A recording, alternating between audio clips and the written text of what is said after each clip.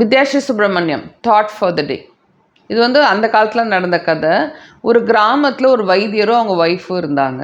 இந்த வைத்தியர் வந்து ரொம்ப ஃபேமஸ். பல ஊர்லேருந்து அவரை தேடி வருவாங்க, பல இடத்துலேருந்து வருவாங்க. இவர் பண்ணுற வைத்தியம் வந்து பயங்கர ஃபேமஸ், ரொம்ப வந்து நல்ல குணம் கிடைக்குது அப்படின்னு சொல்லிட்டு நிறைய பேர் தேடி தேடி வருவாங்க.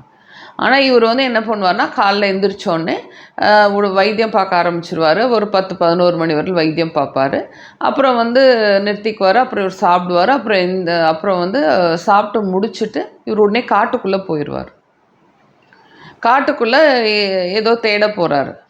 இந்த அம்மா வந்து இந்த ஒய்ஃப் வந்து என்ன பண்ணும், காலையில் சாப்பிட்டுட்டு வேலை இல்லை அப்படின்னா அவரோடய கூட போயிடும். கூட போயிட்டு அவரோடய தேடிக்கிட்டே இருப்பாங்க. என்ன தேடுறாங்கன்னு இந்த அம்மாவுக்கு தெரியாத, நான் அவரோட அந்த அம்மா தேடிக்கிட்டே இருக்கும். சில நாட்கள் வந்து இந்த அம்மா கூட போகாது, வீட்டில் வேலை நிறையா இருந்தால். இவர் வந்து காட்டுக்குள்ளே போயிட்டு வந்தார்னா இவருக்கு வந்து ரெடியாக சாப்பாடு வச்சுருக்கோம், அவருக்கு வேணுங்கிற பணிவிடையெல்லாம் பண்ணிவிட்டு அவர் தூங்கும்போது கை காலெலாம் அமுத்தி விடும். இதுதான் அந்த அம்மாவுக்கு மெயினான வேலை. எப்பொழுதுமே அவரை பார்த்துக்கணும், அவருக்கு என்ன வேணுமோ அதை செஞ்சுக்கிட்டே இருக்கும்.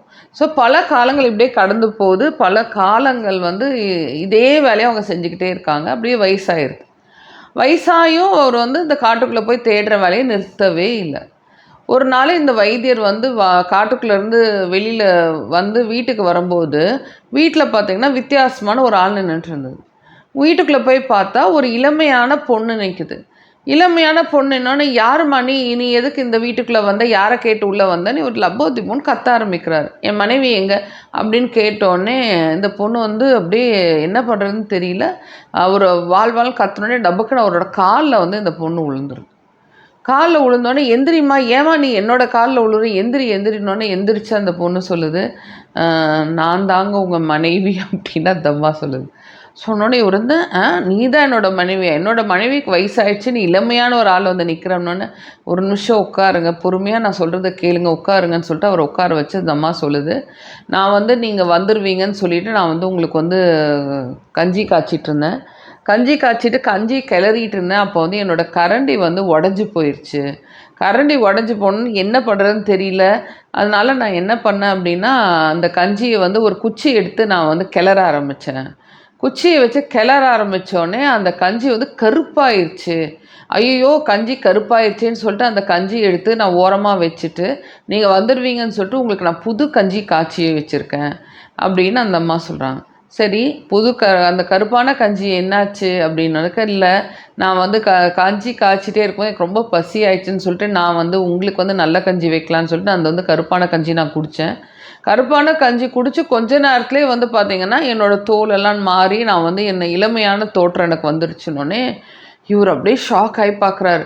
அவர் சொல்கிறாரு, இந்த குச்சியை தான் நான் ரொம்ப நாளாக தேடிட்டுருக்கேன், இதுக்கு தான் நான் டெய்லி காட்டுக்கு போயிட்டுருக்கேன், அந்த குச்சி எங்கே கொடு அப்படின்னு கேட்டோடனே அந்த லேடி சொல்லிச்சா, நீங்கள் வந்து வந்துடுவீங்க சொல்லிவிட்டு ரொம்ப லேட் ஆகிடுச்சின்னு எனக்கு வந்து ரொம்ப கவலையாயிடுச்சு.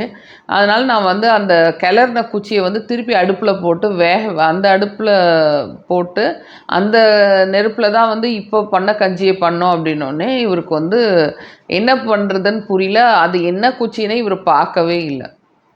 ஸோ இந்த கதையில் என்ன உங்களுக்கு ஒரு இது சொல்கிறோம் அப்படின்னா, நிறையா பேர் மக்கள் கணவன்மார்கள் என்ன பண்ணுறாங்கன்னு சொல்லிட்டு மனைவிக்கு சொல்கிறதே இல்லை. ஸோ மனைவி வந்து ஒரு இருட்டிலே வச்சுக்கிட்டே இருக்கீங்க, மனைவிக்கு வந்து ஒன்றும் தெரியாதோன்னு நிறைய பேர் நினைக்கிறீங்க. இப்போ ஒரு காட்டுக்கு போனவர் என்ன தான் தேடுறோன்னு சொல்லியிருந்தா அட்லீஸ்ட் இந்த லேடிக்கு வந்து என்ன தேடுறோன்னு தெரிஞ்சு டைம் வேஸ்ட் ஆகாமல் தேடி இருக்குமா? இவர் வந்து அந்த குச்சியை பற்றி சொல்லியிருந்தாருன்னா அந்த பொண்ணுக்கு ஒரு சந்தேகம் வந்து இந்த குச்சியாக இருக்குமான்னு சொல்லிட்டு அட்லீஸ்ட் அந்த கஞ்சி கருப்பானதுக்கப்புறம் அந்த குச்சியை பத்திரமா வச்சுருக்குமா? அந்த வாய்ப்பும் இழந்துட்டாங்க. நிறைய பேர் என்ன பண்ணுறீங்க அப்படின்னா, உங்கள் மனைவிக்கோ உங்கள் கணவனுக்கோ நீங்கள் என்ன பண்ணுறீங்கன்னு விவரிக்கிறதே இல்லை. அதனால் அவங்களுக்கு வந்து நீங்கள் என்ன பண்ணுறீங்கன்னே தெரியாமல் போயிடுது. ஸோ இதனால் டைம், மணி, ரிசோர்ஸ் வந்து நிறையா வேஸ்ட் ஆகுது. ஒரு ஹஸ்பண்ட் ஒய்ஃப் அப்படின்னா பரஸ்பரமாக ரொம்ப பிரியமாக இருக்கணும், டிரான்ஸ்பரண்ட்டாக இருக்கணும். ஒருத்தர் என்ன பண்ணுறோன்னு சொல்லிட்டு புரிஞ்சுக்கிட்டா வாழ்க்கை இன்னும் சிறப்பாக இருக்கும். ஓகேயா? உங்களுக்கு என்னோடய கதை பிடிச்சிருந்தா லைக் பண்ணுங்கள், ஷேர் பண்ணுங்கள், சப்ஸ்கிரைப் பண்ணுங்கள். முக்கியமாக உங்கள் ஃப்ரெண்ட்ஸுக்கு சப்ஸ்கிரைப் பண்ண சொல்லுங்கள். ஓகேயா? தேங்க்யூ.